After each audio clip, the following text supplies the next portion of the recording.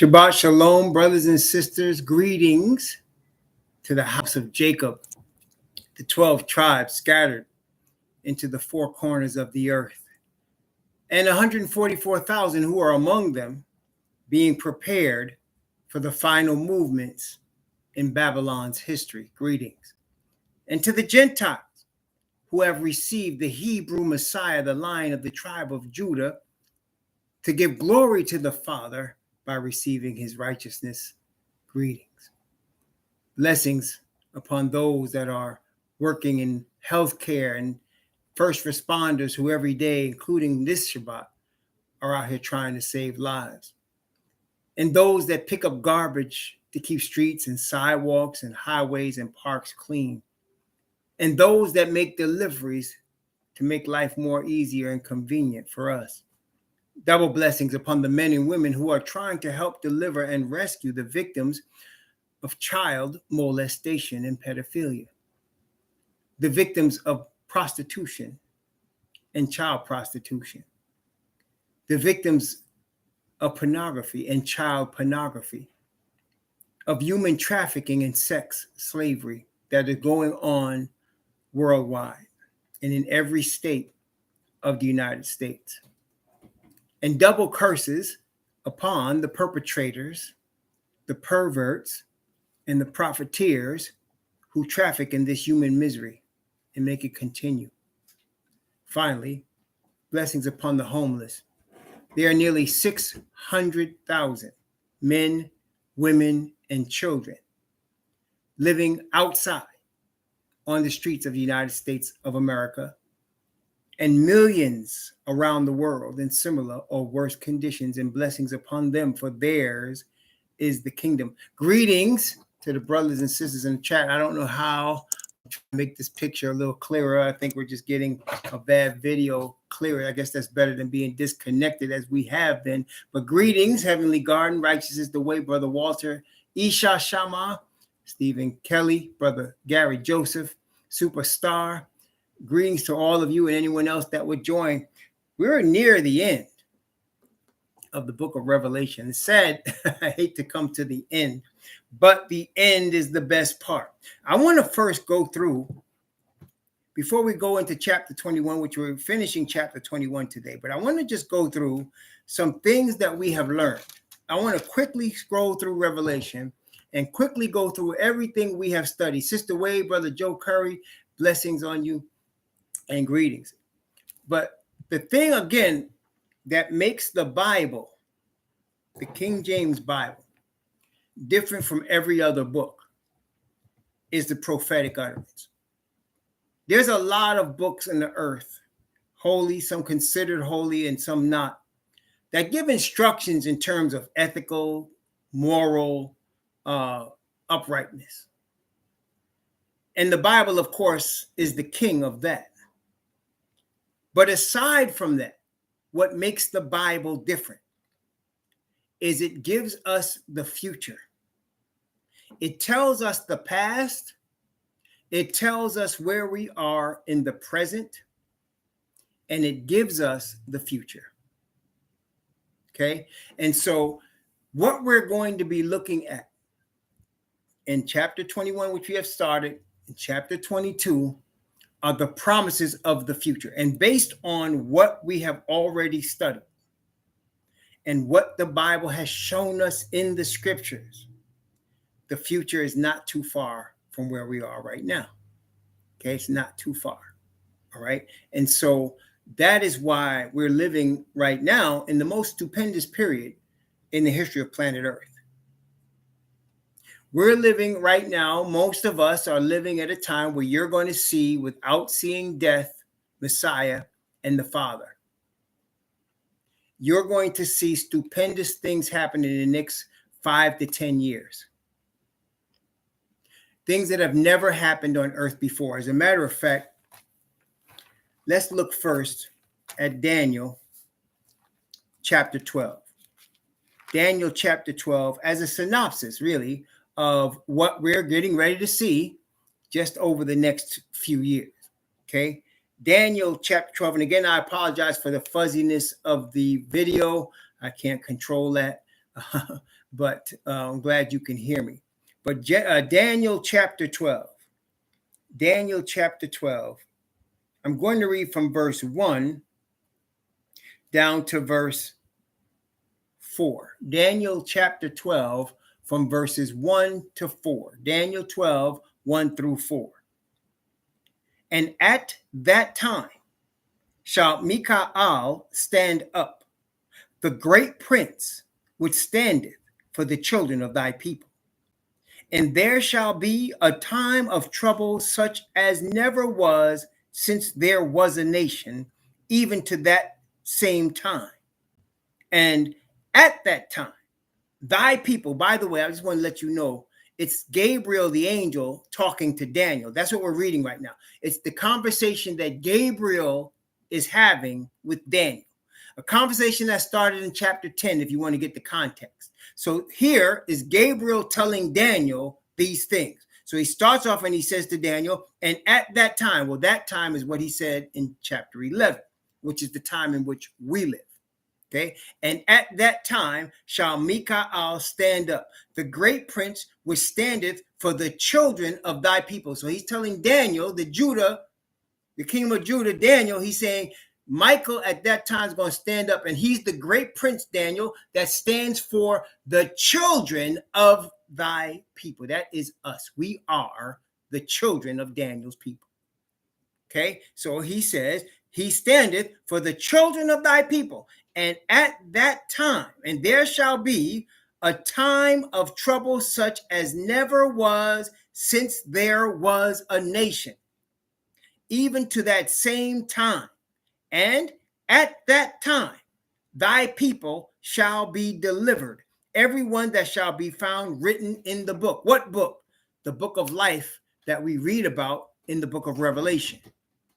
Okay, so everyone whose names are written in the book of life will be delivered in the time of trouble, which is why, brothers and sisters, as long as you and I are placing our trust in our Father and in his righteousness through Messiah, as long as we are putting our trust in the promises of his word, we will be okay. He says it right here. I'm going to give you another witness to that. But Gabriel is saying it right here to Daniel. At that time, thy people shall be delivered, every one that shall be found written in the book. Okay, verse 2. And many of them that sleep in the dust of the earth shall awake. That's called resurrection. Many of them that sleep in the dust of the earth shall awake, some to everlasting life, some to shame and everlasting content. That's the second resurrection. And they that be wise shall shine as the brightness of the firmament, and they that turn many to righteousness as the stars forever and ever. Praise the Most High. But thou, O Daniel, shut up the words and seal the book, even to the time of the end. Many shall run to and fro, and knowledge shall be increased. Most people interpret that verse 4 as talking about computers and satellites and technology and engineering. That's not what it's talking about. The knowledge that shall be increased is knowledge of end time work. Remember, he told Daniel right here, these words are sealed to the time of the end. Then he says, seal up until the time of the end. Many shall run to and fro, and knowledge shall be increased. Running to and fro, what's that? Let me show you. Let me show you. Malachi, back to Malachi. Malachi, this time, last time we studied, we read not Malachi chapter 4. This time we'll read Malachi chapter 3. Malachi chapter 3 from verse 16 to 18. Many shall run to and fro. What is that? Malachi chapter 3 verses 16, 17, and 18. Notice what it says. Malachi 3, 16, 17, and 18. Malachi is the last book of the Old Testament. Then they that feared Yahweh spake often one to another, and Yahweh hearkened and heard it. And a book of remembrance was written before him for them that feared Yahweh and that thought upon his name. And they shall be mine, saith Yahweh of hosts. In that day when I make up my jewels, I will spare them as a man spareth his own son that serveth him. Then shall ye return and discern between the righteous and the wicked, between him that serveth the Most High and him that serveth him not. Running to and fro. Let's put it all together. The Bible tells us that the chosen people in the last days are going to be scattered. All of the prophets testify to that. Okay, that the chosen people in the last days are going to be scattered. Okay, Deuteronomy 28, Ezekiel chapter 36, Jeremiah chapter 30, which we're going to read, and of course, Daniel. The chosen people will be scattered. Okay, so we're scattered, but he also says we're going to encourage each other. We're going to speak often to each other. And the Most High is going to hearken and hear it, that we're encouraging each other. How do we do that? We go to and fro. Does that make sense? Was I not just in Florida? Did we not get together? Are there not brothers and sisters getting together in different places where they can? You'll find, you see what I'm saying? So they ran to and fro. Go back to Daniel. They shall run to and fro. Even it says to and fro, and knowledge shall be increased. Knowledge of what? Knowledge of the Most High. Knowledge of prophecy. That's increasing. That's the only reason we're knowing the things that we're knowing, because it's that time. Okay. And notice it said too in Daniel chapter 12, it said, they that be wise shall shine as the brightness of the firmament. Now watch this. And they that turn many to righteousness. Brothers and sisters, the object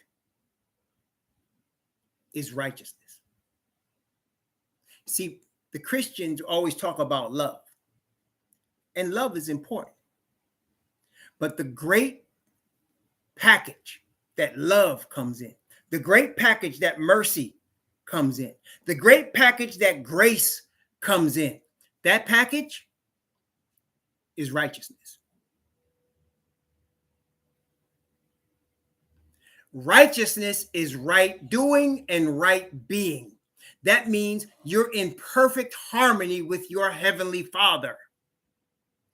Love is in righteousness. But righteousness makes up everything that is right.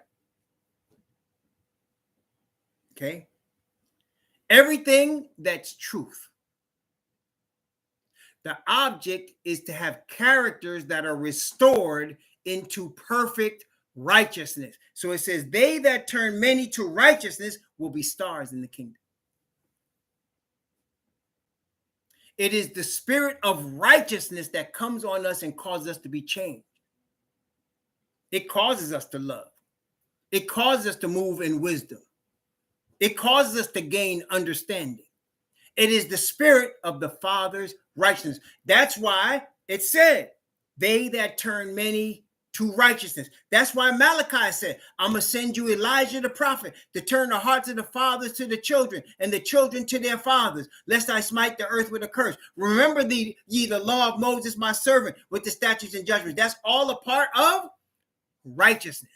What is Messiah's name? And this is the name whereby he shall be called Yahweh's righteousness.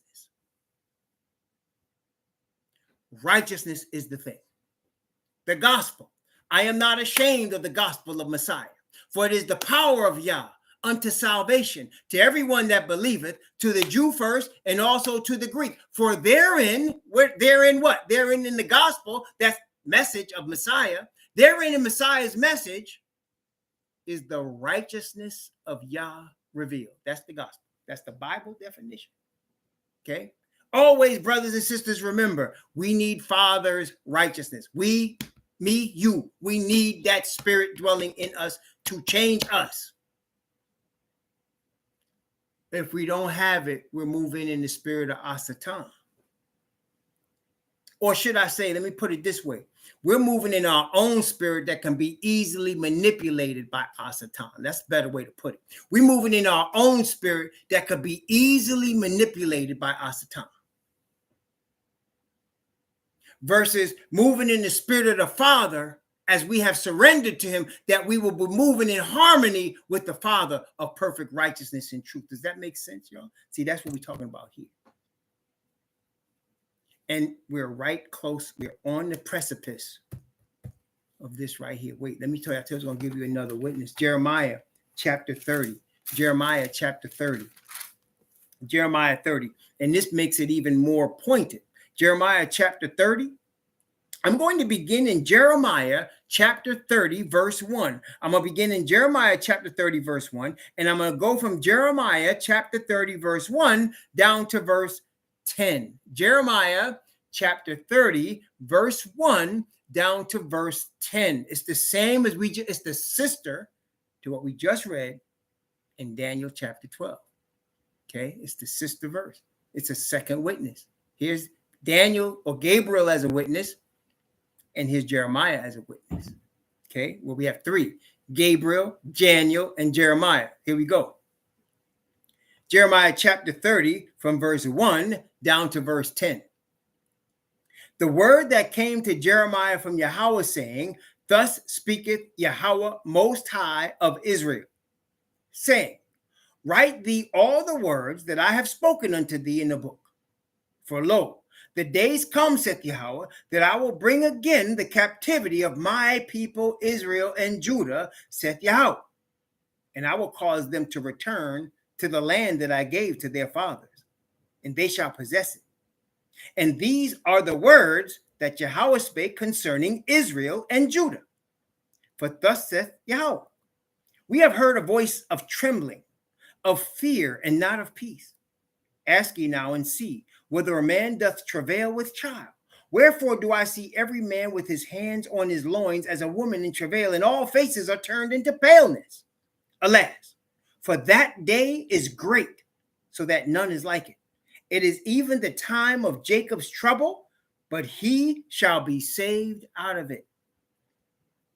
For it shall come to pass in that day, saith Yahweh of hosts, that I will break his yoke from off thy neck. That is the yoke of Babylon. I will break his yoke from off thy neck, and will burst thy bonds, and strangers shall no more serve themselves of him, but they shall serve Yahweh their Most High, and David their king, whom I will raise up unto them. Therefore fear thou not, O my servant Jacob, saith Yahweh. Neither be dismayed, O Israel, for lo, I will save thee from afar, and thy seed, that's us, from the land of their captivity. And Jacob shall return and be at rest and be quiet, and none shall make him afraid. No more fear, brothers. No more fear. Remember, there's going to be no more death, no more fear, no more crying. The former things will be passed away. The time of Jacob's trouble is the same as the time of trouble such as never was. Same thing. And in both cases, what you saw, we're going to be delivered. Praise the Most High. We'll be delivered because we'll be in righteousness. Praise the Most High. The Father's righteousness will be in his righteousness. Now, let's go back to the book of Revelation and quickly just review everything that we learned. Just a quick synopsis of the whole book. We're going to go flip pages pretty quick because I'm just going to give you the synopsis of what we learned in each area. Okay, so we're going to go to Revelation chapter 1. That's where we started. Revelation chapter 1. And we'll start with the definition of prophecy. Are you ready? Revelation 1 and verse 1, 2, and 3. Revelation chapter 1, verse 1, 2, and 3. Again, we're doing a synopsis, so we're not going to take my time in this part. We're going to go through quickly what we've studied all through the book, okay? So here we go. Revelation 1, 1, 2, and 3. The revelation of Yahushua, the Messiah, which Yah gave unto him, to show unto his servants things which must shortly come to pass. And he sent and signified it by his angel unto his servant John, who bear record of the word of Yah, and of the testimony of Yahushua the Messiah, and of all things that he saw. Blessed is he that readeth, and they that hear the words of this prophecy, and keep those things which are written therein, for the time is at hand. Brothers and sisters, we already studied this. We found out that all prophecy comes from Father Yah. All prophecy comes from Father Yah. And all prophecy from Father Yah first starts at Messiah. The revelation of Messiah, which Yah gave to him. All prophecy comes from Father Yah, and he gives it to Messiah.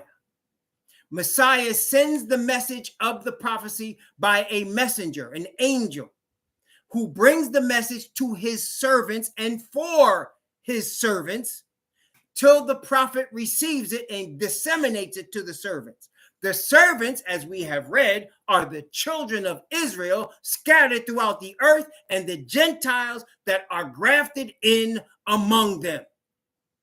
The servants are the children of Israel scattered throughout the earth, specifically the 144,000, and the Gentiles who are grafted in among them. The message is only for them. Only. Didn't say nothing about anybody else. To show unto his servants. Now, we read that. Then we read where John was on an island called Patmos, and Messiah appeared to him and was telling him, write these messages to 7 churches about the past, about the present, and about the future. So that everything in Revelation, you have parts that are past. You have parts that are now present. And you have parts that are future in the book of Revelation. As we studied, we saw that there were 7 churches. There were 7 seals. There were 7 churches. And 7 trumpets, and they run in harmony. Remember, we saw that. They run in harmony. First church, first seal, first trumpet. Second church, second seal, second trumpet. And all the way till you get to the 7s. Okay? And we saw, as we studied them, the first church was Ephesus, lost their first love, but was the beginning of the power of Messiah in the 1st century. Then we saw the second church, Smyrna, where they started having Jews, people who said they were Jews and are not, but the synagogue of Satan, where they were martyrs for the Messiah. Then you had the third church, Pergamos, where you had turncoats, Balaam, selling faith for money and weakening the faith of the Israelites. That's where you had the beginning of Christianity under Constantine. Then the fourth church, Thyatira, Jezebel, where you had the establishment of the Roman Catholic Church. Then the fifth church, Sardis. You have a name that lives and you're dead. That's when Islam came and converted the Israelites into Islamic Muslim religion. Then you have the sixth church, Philadelphia, where there was the delay in the return of the Messiah to prepare for the 144,000. Then you had the seventh church, Laodicea, who will hear the message of the 144,000 to look at themselves seriously as Messiah sees them, naked and without faith and without his righteousness, to have a call to come out of Babylon. And we talked about the 3 stages of coming out of Babylon. Remember, we talked about the 3 stages of coming out of Babylon. The first and most important stage of coming out of Babylon is to remove yourself from Babylonian religion. What is Babylonian religion? It's anything that's not Yah. Anything that's not Father Yah alone and his righteousness alone. Therefore, all other religions are Babylon. Every last one of them. Because when you're talking about the worshipers of Yah, and you're reading your Bible, and please continue, read your Bible, start in Genesis, go to Revelation. And when you finish, do it again. When you read your Bible, you come to the understanding that there's no denomination in the Bible. There's no man-made religion in the Bible with a man-made name like Judaism or Islam or Christianity. Don't exist in there. What you find is one chosen people under one God, and that chosen people is a nation of people. They're a nation. So when you're leaving Babylon, you're leaving man-made religions. Man's number is 6, but we'll get that when we get to chapter 13. And you're leaving man-made religion for the religion that comes just between you and your creator alone, with an intercessor of Messiah, period. Why do we need Messiah as the intercessor? Because you cannot stand before the Father in your filthy rags without Messiah, because he represents your perfect righteousness before the Father. Let me make that plain for you. For all of those trying to diss Messiah, claiming to be Israelites, you cannot stand. He will not hear you without Messiah. Because if he was to look at me or you without Messiah, he would immediately destroy us. Because he don't look at sin. So he sent Messiah to be son of man and son of Yah. Let me make that clear, because some people don't understand that. When he came here, he was the son of Yah, because he's representing Father Yah. He is not Father Yah. He is not God. He represents the Father, because everything he taught in the Gospels was from his Father. And that's what he said very plainly. I don't do anything except I first learned it from my Father. So he's the Son of the Most High for us. And when he goes back to the Father, after becoming the sacrifice for the sins of Israel, he goes back to the Father as the high priest from the tribe of Judah. He goes back to the Father and he represents us as the Son of Man. So when he's talking to his Father on my behalf and on your behalf in perfect righteousness, Father can hear him because he's the Son of Man. And he turns around and he sends an angel to us with the Father's righteousness because he's the Son of Yah. Without him, you cannot be saved. And if you diss him, you're dissing the Father, and you're going to have a problem. That is why he has the 144,000 being prepared to give a message to come out of Babylon. You don't need a denomination to intercede for you. You don't need Islam. You don't need a Quran. You do not need Judaism. You do not need Christianity. You need Father Yah, and you need him alone. And you get to him through his anointed one, Messiah, the Son of Man and the Son of Yah. There's no other person that can be that without him. He is the only one in the history of time, the only one in the history of time that will be prophet, priest, and king. There is none other like that. And for anyone to try to claim or to insinuate that they could be a Messiah deserves all the destruction they got coming to them. There's only one of them. There's only one. Prophet, priest, and king. Okay? Father has set him as that. That's how you come out of Babylon in the first step. You leave world man-made religions. That means all Christianity, all Islam, all Judaism, all Buddhism, all Hindu, all Tao. No more Vishnu. No more Hare Krishna. It's just Father Yah, your creator. No worship of the stars or the animals or nature, just Father Yah, your creator, through his son, the line of the tribe of Judah of Israel. That's how you leave Babylon in the first step. The second step of leaving Babylon, you ain't got to worry about. They're going to do it. They, the wicked, are going to help you with that. They're going to help you with that. They're going to take away your ability to buy or sell. You won't have any money or any property. You'll only have the clothes on your back. That's it.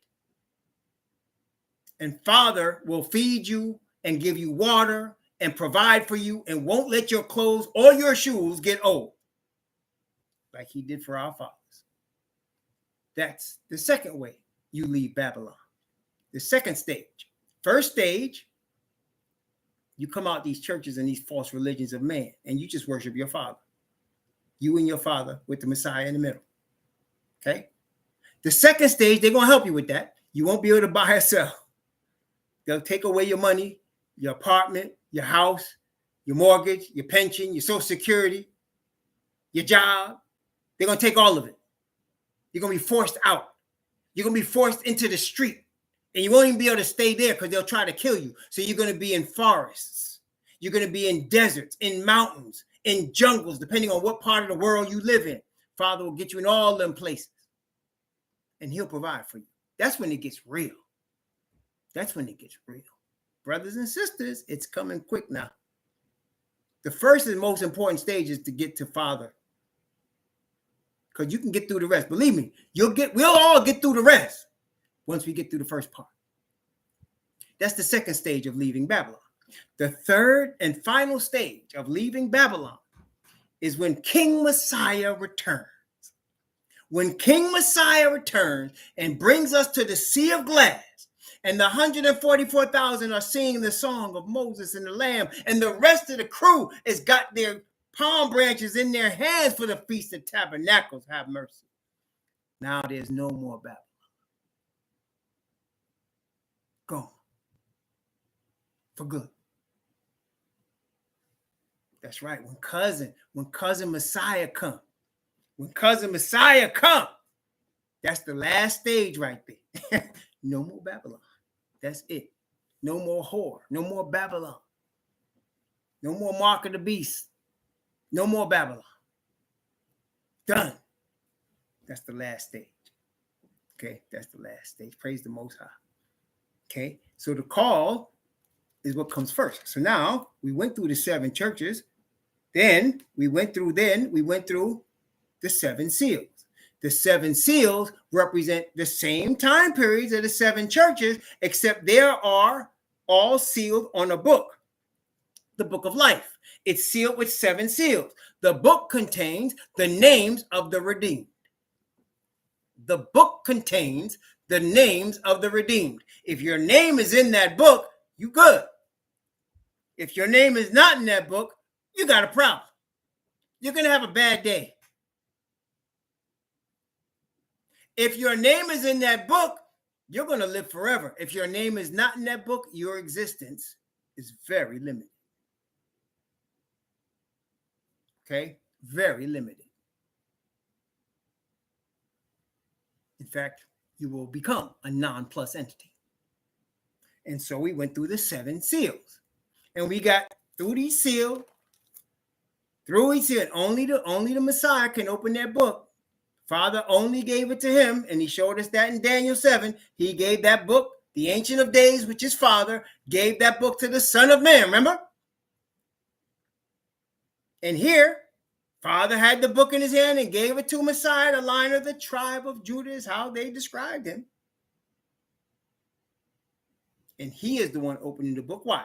Because Father has given him the kingdom. He is the prophet.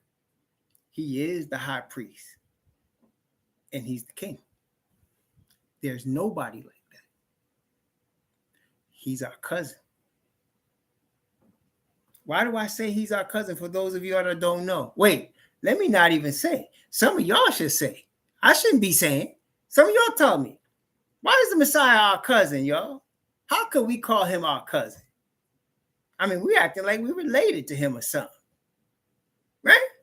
I mean, we acting like he's blood relative to us or something.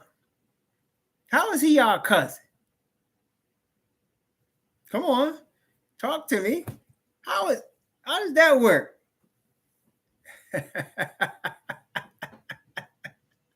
Well, let me break it down for you, if you don't mind. We, bloodline, former slaves, are the original 12 tribes of Israel. We are the original 12 tribes. Okay? That means all of us are descendants of the man that used to be called Jacob, whose name was changed to Yashar-al, or in the modern vernacular, Israel. So we are bloodline relatives to Jacob, whose name was changed to Israel. We are the bloodline children of Israel, according to Bible prophecy, both in Deuteronomy chapter 28, Leviticus chapter 26, Ezekiel chapter 36, and others. So we are the bloodline of Jacob. Messiah was born of one of Jacob's sons. He was a descendant of Judah. Judah is one of the children of Israel, like us. Therefore, all of us are bloodline to Jacob, bloodline to Judah, and therefore bloodline to Judah's descendant, Messiah. That makes Messiah our bloodline cousin. There you go. There you go. Descendants of Jah. So we say he's our cousin because we are bloodline to him. There you go. That is why Paul puts it like this. He saves the Israelites by faith.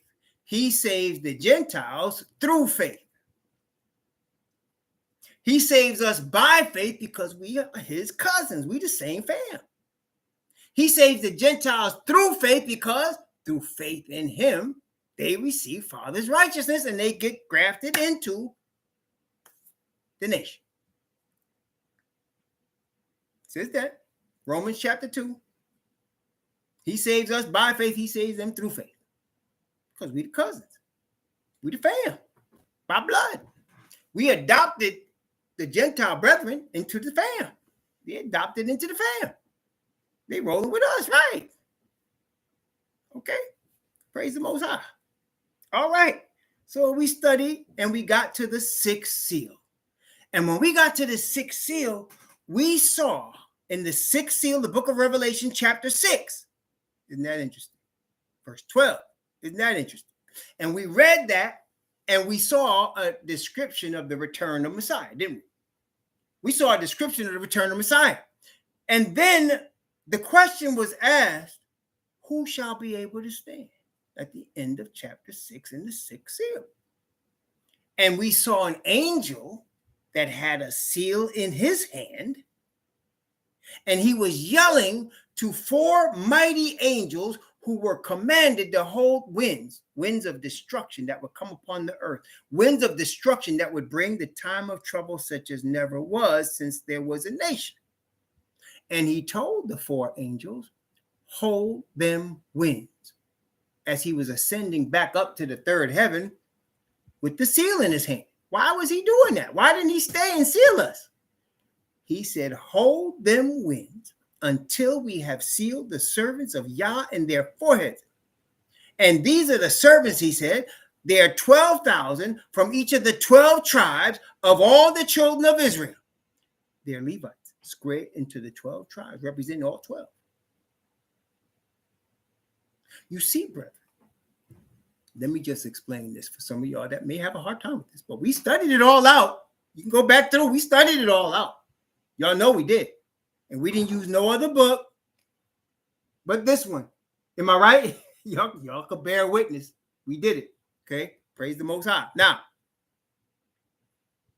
let me explain this to y'all.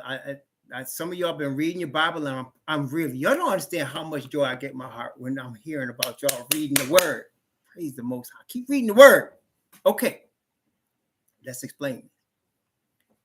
our Father, delivered our fathers from Egypt. Y'all know about that, right?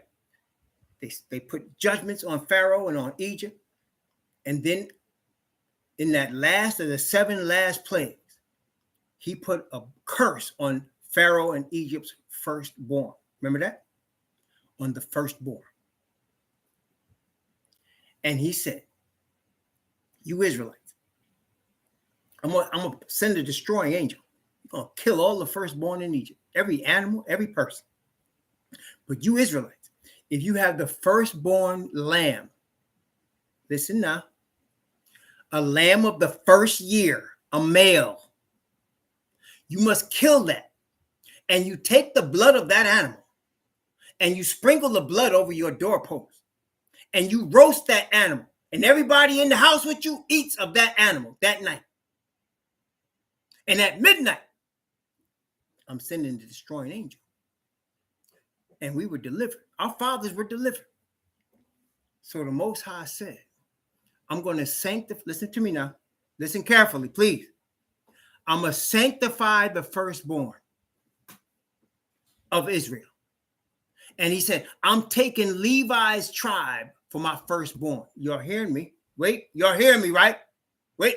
I want to make sure. Testing 1, 2, 3. You heard that part, right? I'm taking Levi's tribe as my firstborn. That's what he said. That's what he said. And he said, everybody that has a firstborn son is going to sanctify, but Levi is mine. He said, Levi don't even get no land. I am Levi's reward. I'm their inheritance. Wait, it's getting ready to get deeper. That's why I'm asking, make sure y'all with me. It's getting ready to get deeper. Okay, wait. Now let's put it together. So you had a lamb, a male of the first year, a firstborn lamb as the sacrifice, protecting the firstborn of Israel. You had Messiah's tribe of Levi as the firstborn that he sanctified to do work in the temple, right? He said, Levi's my firstborn because I killed the firstborn in Egypt to deliver y'all, and I'm taking Levi as my tribe. Okay, what do we have then? We have Levi is the firstborn, right? He's not the firstborn son, but the Most High took him. He said, I'm taking him as my firstborn. I'm his inheritance.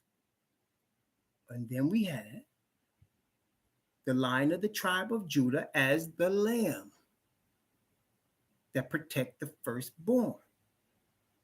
Did you hear me? The line of the tribe of Judah is the lamb that protect the firstborn. So you got the line of the tribe of Judah and the Levites. The line of the tribe of Judah whose blood is the blood of the covenant. And the Levites that he said, you're not going to have no inheritance. I'm your inheritance. There you have the husband and the wife. And he said about Levi, I'm scattering you through all the 12 tribes. So that every tribe has Levites. Every tribe got Levites.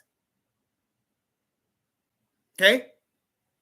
So that's why I'm taking 12,000 from all the 12 tribes of the children of Israel, including Levi himself.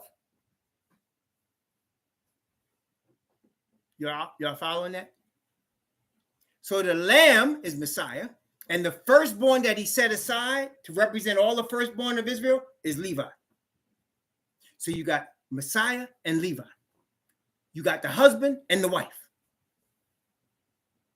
See that? Now, y'all wouldn't understand that unless you were reading your Bibles.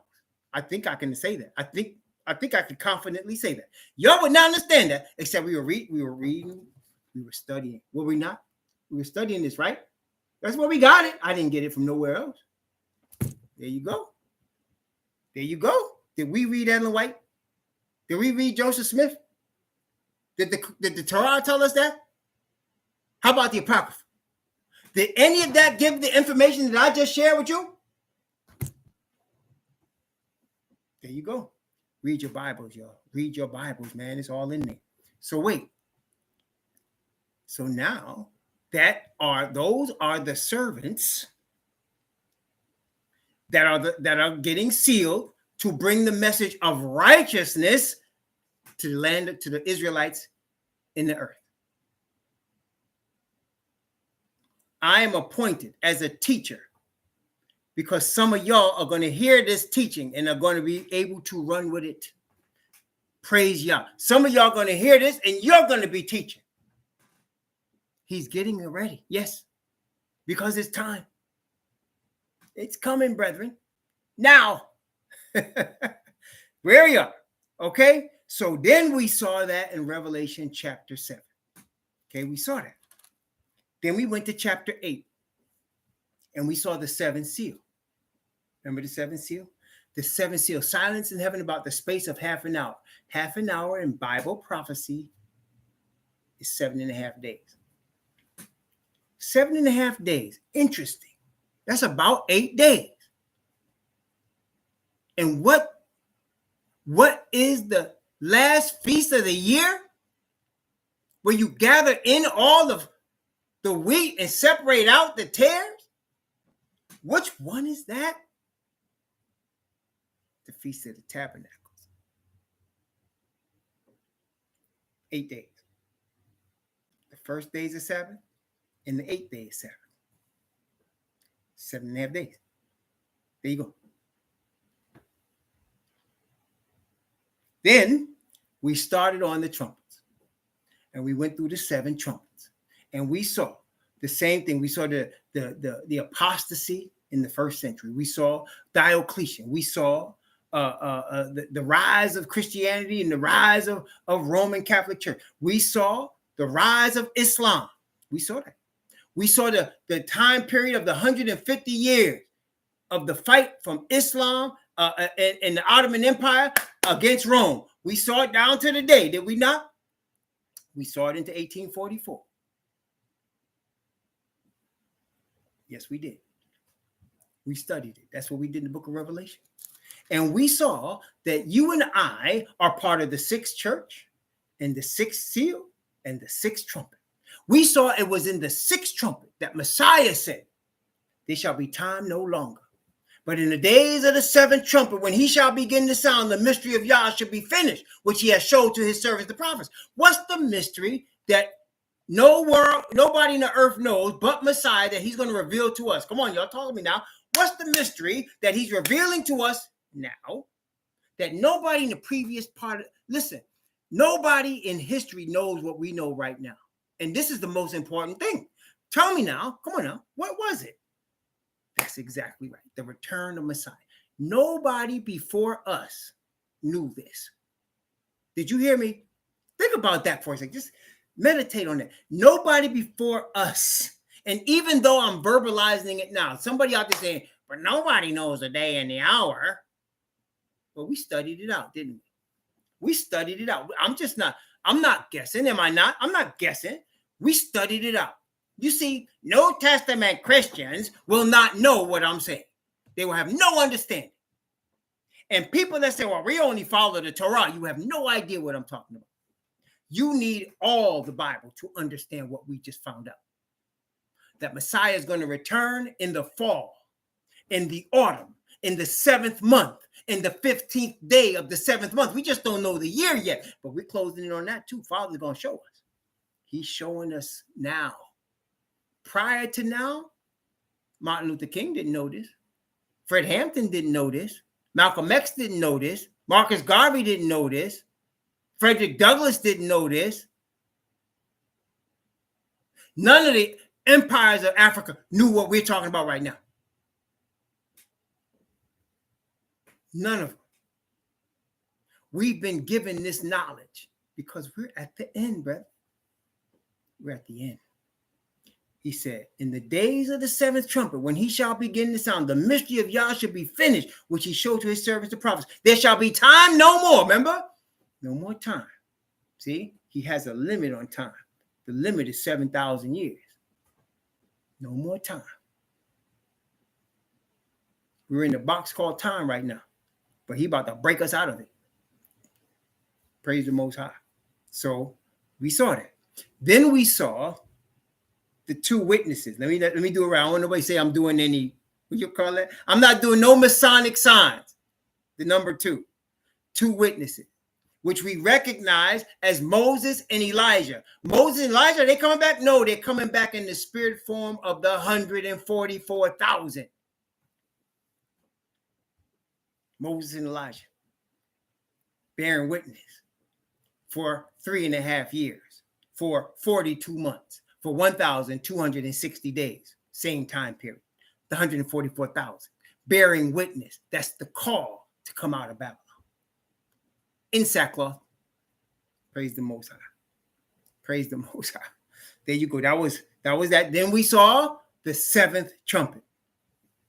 The seventh trumpet, the kingdom of this world, become the kingdom of Yahweh and of his Messiah, and he shall reign forever and ever. Last thing we saw in them trumpets, the Ark of the Covenant. It's the last thing we saw, Ark of the Covenant.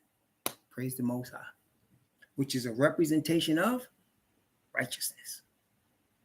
Then we went to chapter 12, and we saw the woman clothed with the sun and the moon under her feet and a crown of 12 stars, and she was pregnant.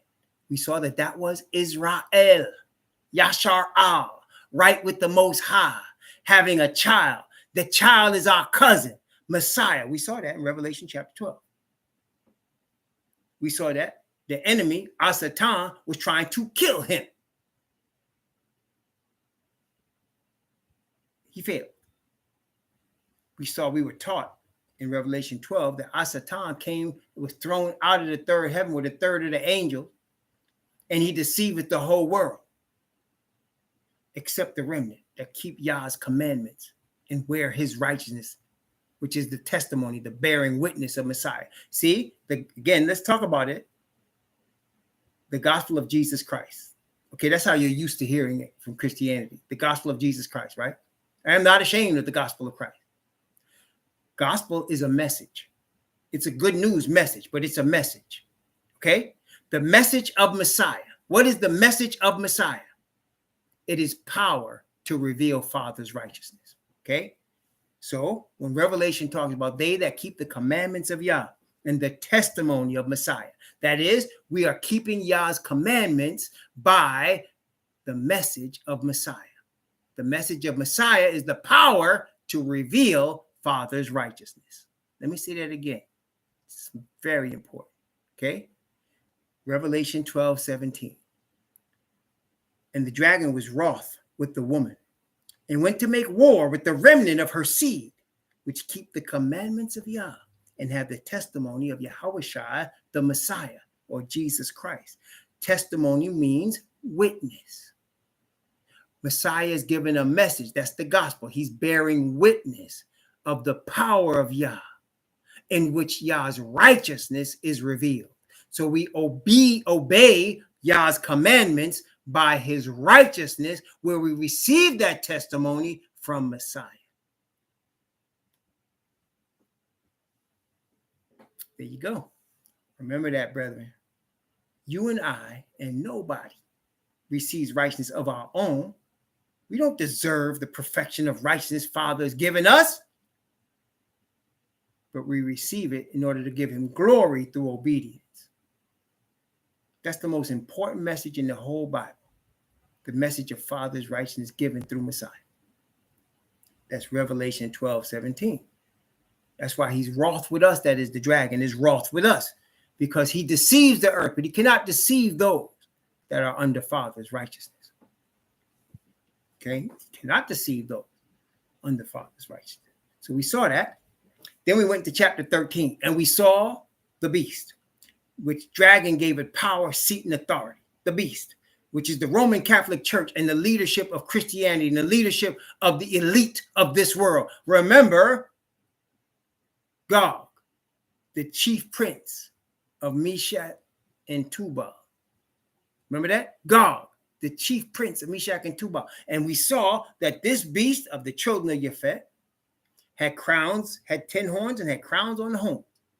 And the dragon gave it power, seat, and authority. And he had the whole world worshiping in his system. That's Babylon. That's the system of Babylon. Whole world worshiping that system. The man-made glory. Because that's our Satan's number one doctrine. That he makes man into God. That's why you have man-made religion. man-made political systems, man-made economic systems, do we not? Wait, you trying to tell me capitalism, communism, socialism came from the Most High? Seriously? John Maynard Keynes wasn't the Most High. No, that ain't come from the Most High. That's man-made system. Mormonism, Adventism, baptism, man-made systems. Pentecostal, man-made. Jehovah's Witness, man-made. You don't see nobody called Jehovah's Witness in this book. Man-made systems. He told Eve, eat of this tree. Because your Most High knows if you eat of this tree, you're going to be a god. And he's been foisting that on the human race ever since. That's why Israel is the only people of Yah, because we only serve one God, Father Yah. That's it. Okay? We saw that. We saw that he controls the world through this beast system. We saw that he has an enforcer, a lamb-like beast, lamb-like beast. Revelation 13:11. Remember that? And the lamb represents Messiah, but this is not Messiah. It pawns itself off as Messiah, but inside it's a dragon. So it has a system that claims to represent Messiah, but it does not. What system is that? Christos, Christianos, Christianos, Christianity. We just review it. And the dragon is inside, it's the dragon's system. He's inside the lamb. And he exercised the same power as the first beast. The first beast is the supervisor. And they're creating an image to the beast, an image that represents Rome and Roman power over politics and religion and business. That's Protestant Christianity. Protestant, evangelical Christianity. So you have the beast, the dragon, and the false prophet. You also have 3 Abrahamic religions: Judaism, Islam, and Christianity. 6, 6, 6. Man was created on the 6th day, and he thought he was a god. 6, 6, 6. And Yah's got an answer for them. 144,000. So you have 6 verses 12. You got 6 verses 12. There you go. There you go. Man versus the nation of Israel through power of Yah. There you go. That was chapter 13. And then we saw that we'll be stopped from buying and selling. And then there'll be a mark. And the mark is not literal. It's a mark that only Asatan, his crew, and Father and his crew could see. Because that's man-made religion and the man-made religious system of Babylon. You want to know if you're going to receive the mark? Okay, I'll tell you what. When they take away all your bank accounts, your house, when they take away your job, when all your family's against you, when all you have is the clothes on your back and you walking up the road because you ain't got nobody helping you and everybody can't wait till you get out their neighborhood, then you know you haven't received the mark. If you still got your job and your house and your clothes and your friends and your church, you've received the mark. I know y'all don't want to hear that, but we only here to teach the truth. That's it. That's how you'll know you do not have the mark. You won't have the mark if they tell you, we're taking away your driver's license, we're taking away your ID, we're taking away your credit cards, we're taking away your bank account, we're taking away your social security, we're taking away your job, we're taking away your house, we're taking away your mortgage, we're taking away your rent. You have nothing. And you just have to walk out of here. Get out of here. And everybody, your neighbor's going to be looking at you, people that you ate with, people that you share stuff with, people that you might have even helped are going to be just looking, they don't even look in your eye. They're just getting ready to get out of here. Get out of here. Now you'll know you did not receive the mark. That's how you'll know. It's coming quick, y'all. I mean fast, like a train, like a lightning. It's coming fast. Not going to be much longer, just a few more years. That was Revelation 13. Then we saw the Lamb stand on Mount Zion with the bride, the 144,000. And then we saw the message of the 144,000 divided into three angels, which means, remember, the revelation of Jesus Christ, which Yah gave unto him to show unto his servants things which must shortly come to pass. And he sent and signified it by his angel unto his servant to bear record. 144,000 bearing record and three messages of three angels. We saw that. Then we saw the gathering at the end of it. The gathering. And then we saw the blood on Messiah's robe up to the horses' bridles. That's also represented in Isaiah 63 when he come from Edom. We saw that. Then we saw the victory as we stood in the sea of glass. And the 144,000 were harping. And they could sing a song that we could hear it, but we could not sing it. Only they could sing it. It's a song of an experience that only they can relate to. All of us alive are going to be able to relate to it. A time of trouble such as never was since there was a nation. Brothers and sisters, I want y'all to take comfort in the part of that verse that says, thy people, Daniel, shall be delivered. Everyone that is found written in the book. Take comfort in the part that says, he shall be saved out of it. He shall break his yoke from off thy neck. Remember that part. But the time of trouble we're all going to go through. And we're going to be delivered. Just like our fathers was. Okay? We're going to be delivered. Our cousin going to deliver us. And here we are in chapter 15 singing a song. And everybody's going to be hearing it. Wow. Moses, the Lamb, 144,000, singing. And as we're doing that, we saw Revelation chapter 16, plagues falling on the earth. Culminating in the return of us with Messiah. Then Revelation 17 showed you the background of the whore, how she operates in secret, how she has a history of attacking Yah's chosen and killing us. How you're going to have all the kings of the earth and the merchants of the earth coming together to be under that banner until the end. When they see that everything is lost, that nobody's going to be buying their merchandise, that there's nobody to buy. See, this is going to be the ironic thing, brothers. This is going to be very ironic. They're stopping us from buying and selling, only for a little while later for nobody to buy and sell. Isn't that interesting? I mean, they're going to stop us from buying and selling. We're going to be out in the woods somewhere. And then the plagues are going to fall and nobody's going to be buying anything anymore. So they stopping us from buying and selling, only for later for the whole world to stop buying and selling. Amazing. See that? That was chapter 17.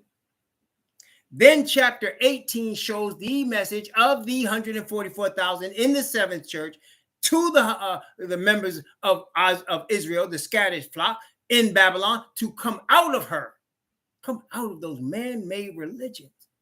Because Father doesn't want you to receive the plagues that they're going to get.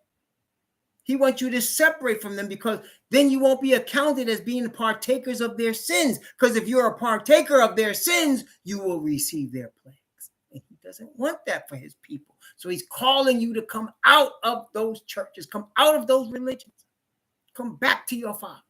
Revelation 18. Then we went to 19. And we saw the celebration, a continuation of Revelation 15, really. It's a celebration. The destruction of Babylon. This is part of the first resurrection. Then we saw after the wedding between Messiah and the 144,000, where they go into the temple together with Father Yah. After that, we will return. The city will come down. And the people that are left on this earth are going to try to take the city. They're going to try to fight against us. They're going to have a bad day. Particularly the beast and the false prophet. All of the religious leaders. I represent all the religious leaders of the planet who are leading people in deception, who have heard the message of the 144,000 and have fought against it. They're going to have a bad day that day. A very bad day. Revelation 19. And those that are not the ones with the mark in their foreheads, the leaders, their flesh is going to be eaten by birds. And they that were beheaded, had their heads cut off for the glory of Yah, they're going to reign with the Messiah for 1,000 years. And at the end of that 1,000 years, we get to chapter 20.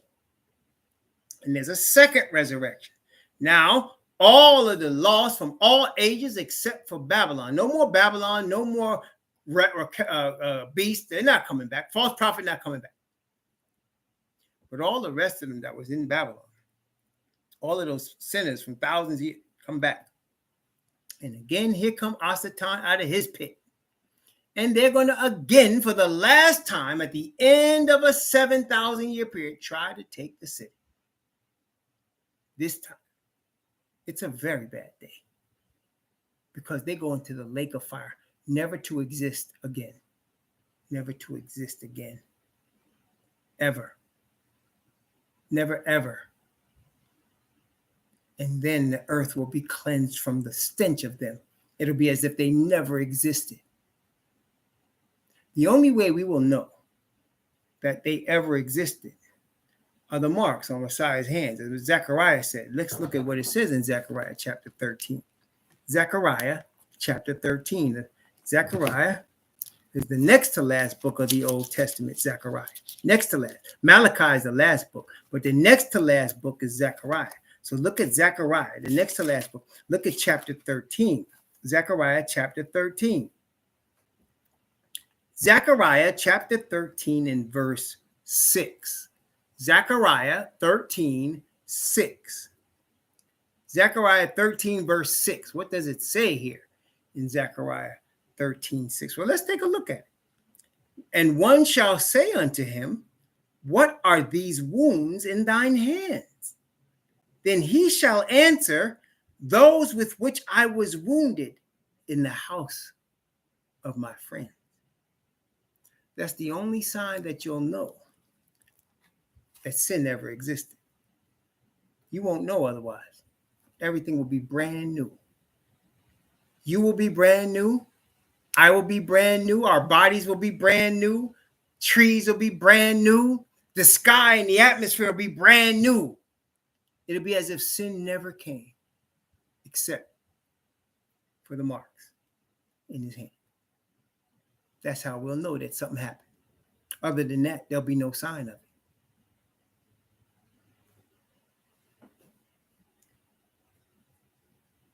Revelation 21.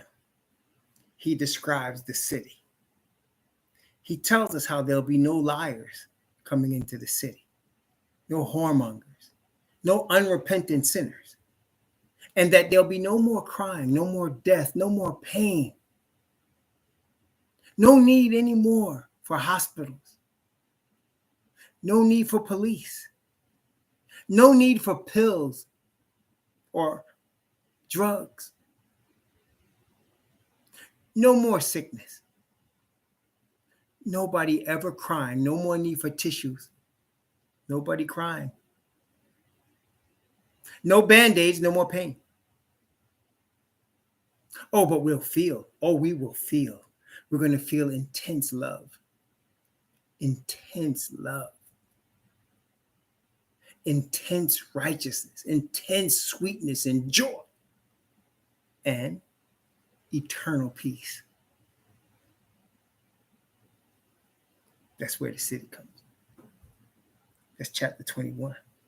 That's where we are now. Chapter 21. So we reviewed all of that. Didn't we cover a lot? Brethren, we covered a lot. We covered a lot. I mean, we did. We covered a lot. And so we're in chapter 21 now. Now I'm going to wait because I want to start here, but I got some other things I want to share with y'all from this beautiful book here, the Bible. There's some other things I want to share. Praise the Most High. I want to share some other stuff with y'all, because we just went through a review of what we just did. So nobody can say we reviewed everything, right? Because we just did it, right? We just reviewed the whole thing. And here we are. I'm not, and y'all can tell I'm not in a hurry to get to the end. I'm not in a hurry to get to the end. I love this book so much. It's this revelation, man. Oh my gosh. It's so comforting that the Most High has blessed us, wretch like me, to know something like this, to understand these things. That's a blessing from Father Yah. You understand? And we give him the glory and the praise that he is gracious enough to show us these things. So yeah, I'm not in a hurry to get through this book. I'm just not. And when we're done, we're going to go through Romans. Okay? But man, I'm not in a hurry. Man, oh man. So tomorrow we're going to finish chapter 21. And there's some things I got to share with y'all from the prophets.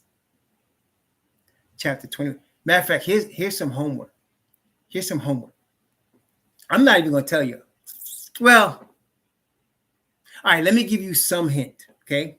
Chapter 21 from verse, let's see, from verse 22 down to verse 27. Okay?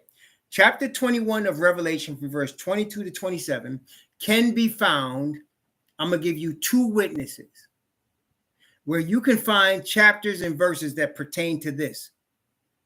They pertain to Revelation chapter 21 from verse 22 to verse 20. Actually, no, the whole Revelation 21. I'm going to give you witnesses. And I want you to find the correlating chapters. Are you ready? So chapter 21 of the book of Revelation can be found in the prophecy of Isaiah. I'm not going to tell you where. You find it. It can be found. We're going to go over it tomorrow. Don't worry. We'll go over it tomorrow. It can be found in the prophecy of Ezekiel. Go find it. Chapter 21 of the book of Revelation can be found in Isaiah. It can be found in Ezekiel. It could be found in Zechariah. I'm going to give you three witnesses. There's Isaiah, there's Ezekiel, and there's Zechariah. Chapter 21 is in those prophets. I'm going to give you the homework. We're going to go through it tomorrow. We'll go through it. But I need you to find it. Go get you a concordance. You can even download it. The King James Concordance. Find it. It's in it. It's in Ezekiel. It's in Isaiah. And it's in Zechariah. Find it. Okay? Find it. There's your homework. I'm looking forward to y'all finding it too. So we'll come back tomorrow by the grace of the Most High at 11 a.m. We'll go over that. Okay? We'll go over that. We'll go over that. Praise the Most High. Because this is the object. Some of y'all brothers are supposed to be getting ready to be teachers in the next few years. It's going to take you a few years. Read your Bibles. You got to go through some fire, brothers. This ain't no joke, man. Y'all are being prepared for the most important work in the history of planet Earth. It ain't taking no money either. It takes you and your father. Okay? So y'all found it. Find it, brothers. Find it now. Come on, my Levites. Find it. All right? I'll do you again now. Chapter 21, the book of Revelation. So it means you got to read through chapter 21. Sisters too. And you got to go into Isaiah, into Ezekiel, and into Zechariah. And you find it. It's in there. I ain't joking. We're going to go through it tomorrow. Praise the Most High. All right, y'all. Praise the Most High. All right. So may the Most High bless you and keep you. May he cause his face to shine upon you and be gracious unto you. May he lift up his countenance on you and give you peace. Shalom.